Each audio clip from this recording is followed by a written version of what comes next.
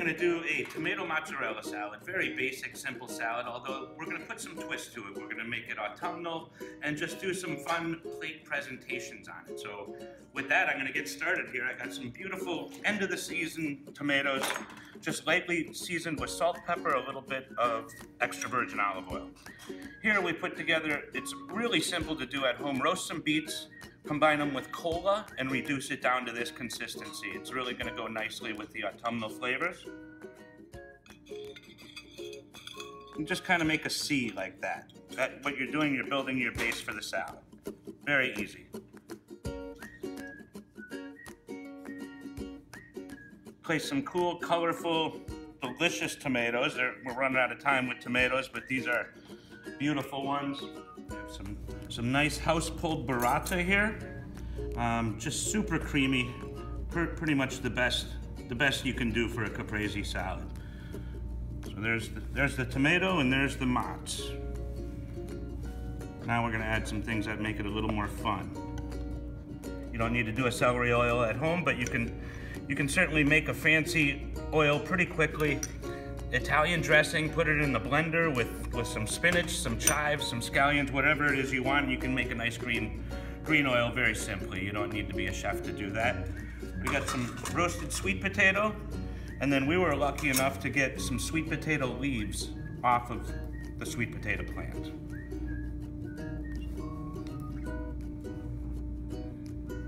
Just a little in between there, and these flavors are all gonna meld together pretty nicely. I'm gonna do the sweet potato leaves in a little bit, but first, to add a little bit more seasoning and texture to this dish, it sounds odd, but believe me, it works.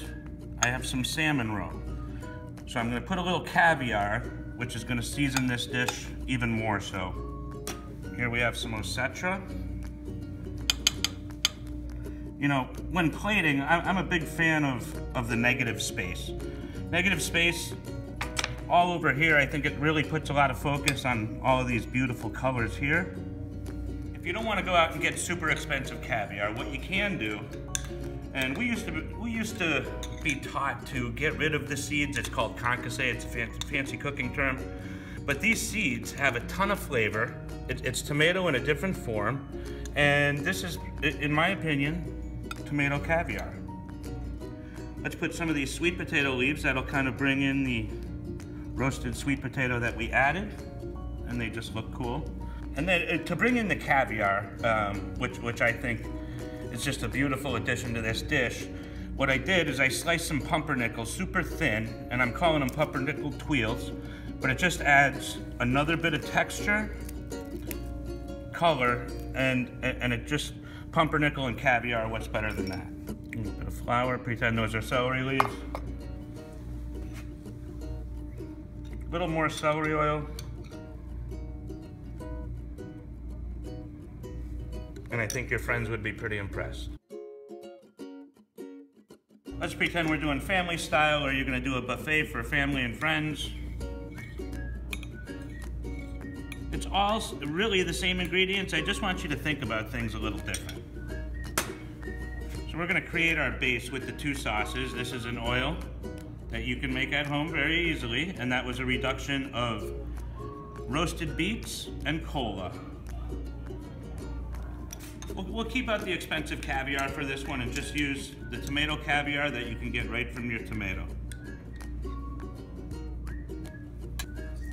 Again, we season our tomatoes with a little bit of salt, pepper, and extra virgin olive oil.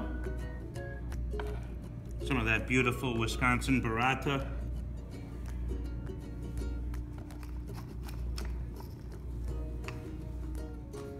Remember those sweet potatoes we roasted off?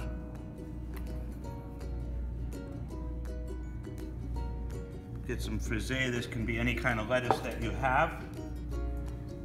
It is a salad after all, so we got to get some lettuce in there. When we got our beets in, they had this beet blush greens on here. I just thought they're gorgeous, and these are delicious as well. Some corn shoots from Wisconsin. A little bit more of our oil.